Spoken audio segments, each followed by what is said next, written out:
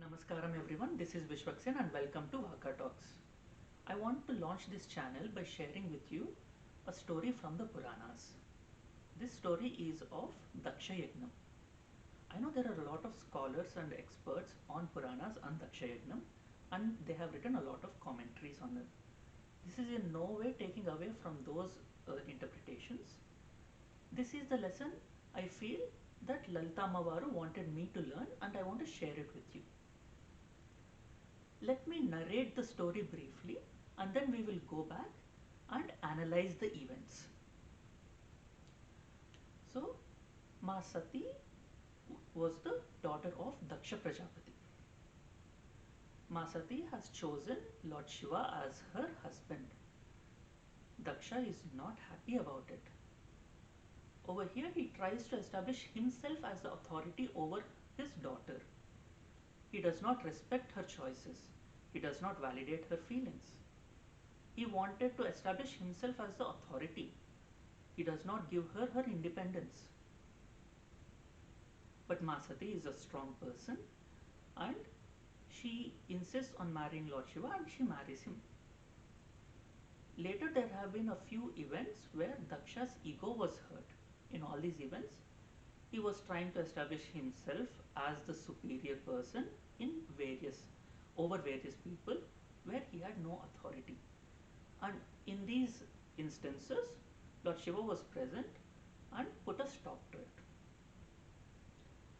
Later, Daksha wanted to humiliate Lord Shiva because he felt that Lord Shiva intentionally has been humiliating him in all these events.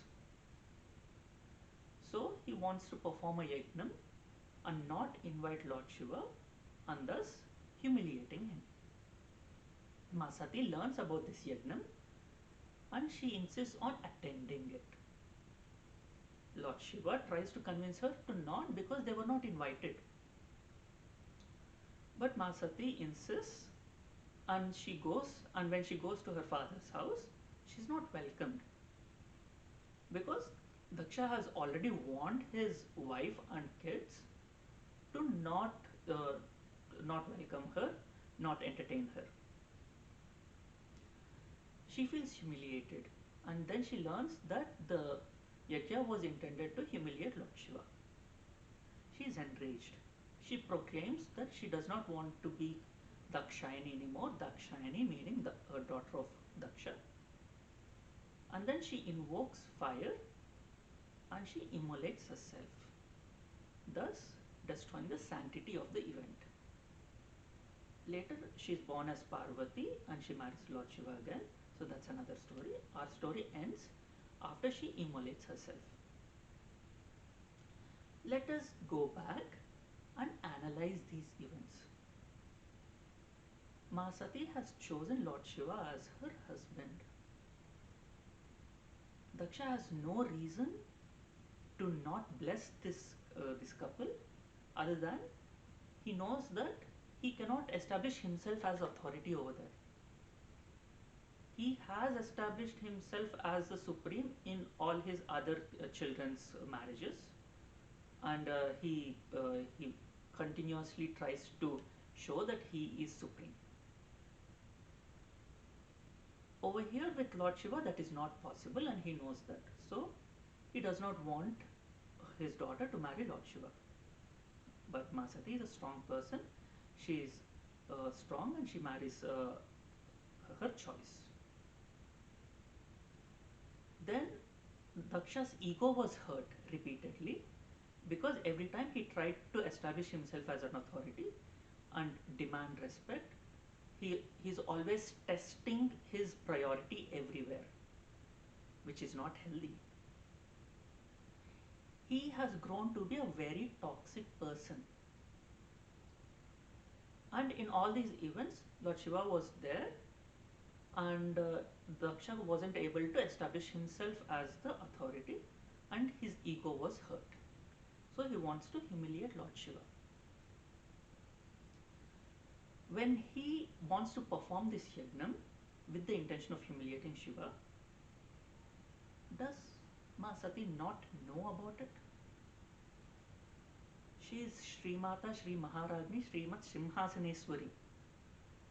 Does she not know his intention? She's omniscient, all knowing, right? So she knows about it. She wants to give him one final chance to rectify his mistakes. She insists on attending the event. Lord Shiva tries to convince her to not, but she tells him, "We both know what's going to happen. I want you to respect my choice. I have made a decision. I do not expect you to be happy about it. So, but I want you to respect my decision." And Shiva goes back to meditation and she goes to her father's house. Over there, she is humiliated and uh, she immolates herself, proclaiming that she does not want to be called as Dakshayani anymore. Over here, she basically is cutting herself away from the toxic people in her life. Daksha is an extremely toxic person. He is establishing himself as an authority where he has no right. He does not respect his daughter's choices. He does not validate her feelings. He is basically demanding too much of all his children and uh, is an extremely toxic person. He even wants his wife and children to not interact with Masati.